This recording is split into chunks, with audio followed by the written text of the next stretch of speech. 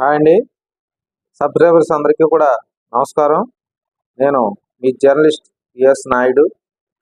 PSN news ద్వారా మీకు ప్రతి గ్రామం యొక్క గొప్పతనం, ఆ గ్రామంలో కట్టడాలు, పురాతన ఆలయాలు, తదితర అంశాల గురించి సమగ్రంగా ఈ యొక్క వీడియోల్లో మీకు తెలియపరుస్తాను. ఇందులో భాగంగా మొదట కాట్రేనికోన మండలం నడవపల్లి అనే గ్రామం నుంచి మీకు తెలియజేస్తున్నాను. నడాపల్లిలో ఉన్నటువంటి దేవాలయాలు, అక్కడ చరిత్ర, నడాపల్లికి పేరు ఎలా వచ్చింది, తదితర అంశాల గురించి ఈ వీడియో ద్వారా ఎక్స్ప్లోర్ చేయబోతున్నాను. మీరు చూస్తున్నది నడవపల్లి గ్రామ పంచాయతీ. దొమ్మేటి పావని సర్పంచ్గా ఉన్నారు. ఇక్కడ జనాభా 2211 సుమారుగా. ఓటింగ్ 1796. ఇక్కడ 4 గేదెలు మొగ అని చెప్పేసి పూర్వం పిలిచేవారు. ఇక్కడే సెంటర్ ఉంటుంది. ఉండే దేవాలయాలు చూద్దాం. ఆర్డబ్ల్యూఎస్ వాటర్ ట్యాంక్ సమీపంలో నూతనంగా ఇటీవల కనకదుర్గ అమ్మవారి ఆలయాన్ని నిర్మించారు. ఇక్కడ ఒక ఆసాది అమ్మవారికి సేవలు చేస్తూ ఉంటారు. దసరా ఉత్సవాలను ఘనంగా నిర్వహిస్తుంటారు. ఈ ఆలయానికి సమీపంలోనే నడవపల్లి అమ్మవారి ఆలయం ఉంటుంది. మీరు చూస్తున్నది ఆ ఆలయమే. అమ్మవారిని ఒకసారి దర్శించుకుందాం. నడవపల్లి అమ్మవారు ఈవిడ అక్కడ పక్కనే ఉన్నటువంటి చెరువులో లభ్యమయ్యారు. ఆ విగ్రహం తీసుకొచ్చి ఇక్కడ ప్రతిష్ఠించినట్టుగా చెబుతుంటారు. పక్కనే సత్యమ్మ అమ్మవారి ఆలయం కూడా ఇటీవలే నిర్మించారు. ఈ అమ్మవారి ఆలయం కూడా ఈ ఆలయం చెంతనే ఉంటుంది.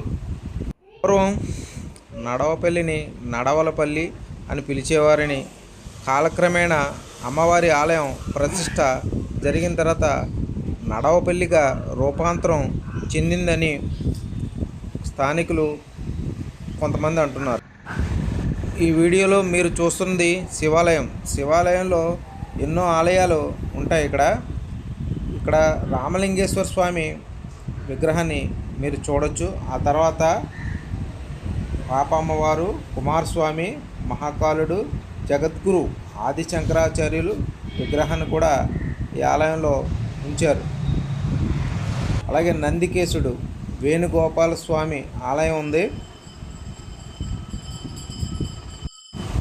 కోదండరామస్వామి ఆలయం, రాధాకృష్ణ స్వామి ఆలయం.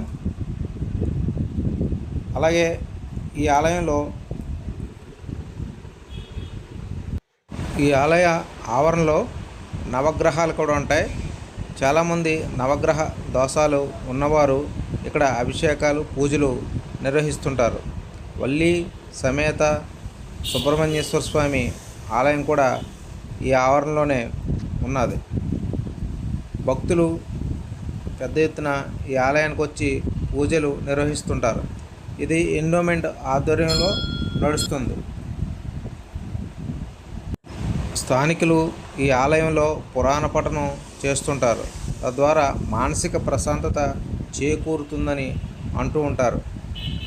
ఎండోమెంట్ ఆధ్వర్యంలో ప్రతి ఏటా కళ్యాణాలు జరిపిస్తూ ఉంటారు. ఈ కళ్యాణాలకి సుదూర ప్రాంతాల నుంచి భక్తులు వస్తూ ఉంటారు. ఈ ప్రాంతంలో ముఖ్యమైనది ఆర్డబ్ల్యూఎస్ ప్రాజెక్ట్.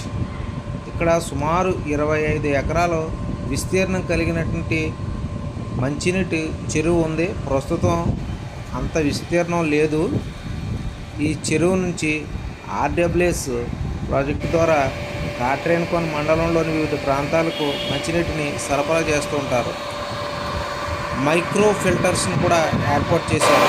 గంటకి 90,000 లీటర్ల నీటిని బయటికి సరఫరా చేసే సామర్థ్యం మోటార్లను ఏర్పాటు చేయడం జరిగిందని అక్కడ పనిచేసే సిబ్బంది తెలిపారు. ఇక్కడ ఉన్నటువంటి చెరువులోకి పక్కనే ఉన్నటువంటి కొబ్బరిలంక, పల్లంకూరు ప్రధాన పంటకాలం నుంచి నీటిని ఇక్కడికి తీసుకొచ్చి దాన్ని ఫిల్టర్ చేసి పంపిస్తూ ఉంటారు. బ్రిటిష్ వారి హయాంలో ఇక్కడ పోలీస్ క్వార్టర్స్ ఉండేది. అది ప్రస్తుతం మీరు చూస్తుంది వీడియోలో పోలీస్ స్టేషన్ కూడా పక్కనే ఉండేది, అది కూడా మీకు చూపిస్తాను. 3వ తరం వారసుడు ఆయన మాటలతో విందాం. పేరేంటి? శ్రీరంగు రామ్మోహన్ రావు అండి. ఇప్పుడు ఈ ఇల్లు మీకు ఎలా వచ్చింది సార్? ఇది అప్పుడు ఆ రోజుల్లో పోలీస్ క్వార్టర్స్ అండి. ఇది ఆక్షన్ పెట్టేస్తే మా చింతాత గారు పాడేసి గవర్నమెంట్ హాస్పిటల్కి ఇచ్చారండి. అంటే మీ చిన్నతనం కంటే అంటే బ్రిటిష్ వాళ్ళ టైంలో పోలీస్ స్టేషన్ క్వార్టర్స్ గా ఉండేదండి ఇది? అవునండి. అంటే మీరు కూడా ఎరగరు? నేను ఎరగనండి. స్కూల్ బిల్డింగ్ ఏమో పోలీస్ స్టేషన్ అండి. పోలీస్ స్టేషన్ అక్కడ ఉండేదండి? అక్కడ ఉండేదండి. అంటే ఇప్పుడు ఈ చెరువు ఎలా వచ్చింది సార్ అప్పట్లో? చెరువు అప్పుడులో మరి నాకు తెలుసున్నందుకు దారికి మెల్లేరు కోట్లు తవ్వించారంటారు, కొంతమంది ఎవరో మంచినీరు రాజు తవ్వించారంటారు. మరి వివరాలు నాకు తెలియదు. ఎన్ని ఎకరాలండి అది? మా దగ్గర 25 ఎకరాలు. అది క్రమేపీ అలా పాడుంటే చుట్టూరు ఇల్లు కట్టేసుకున్నారండి. రకరకాల జనం ఇల్లు కట్టేసుకున్నారు.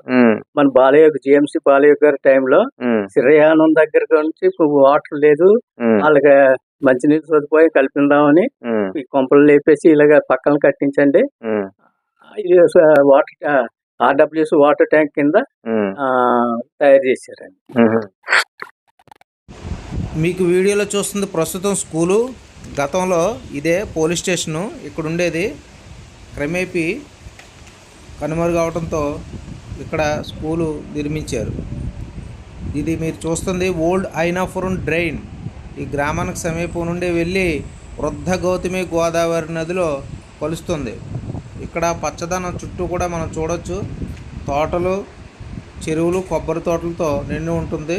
ఈ వీడియోను సబ్స్క్రైబ్ చేయండి.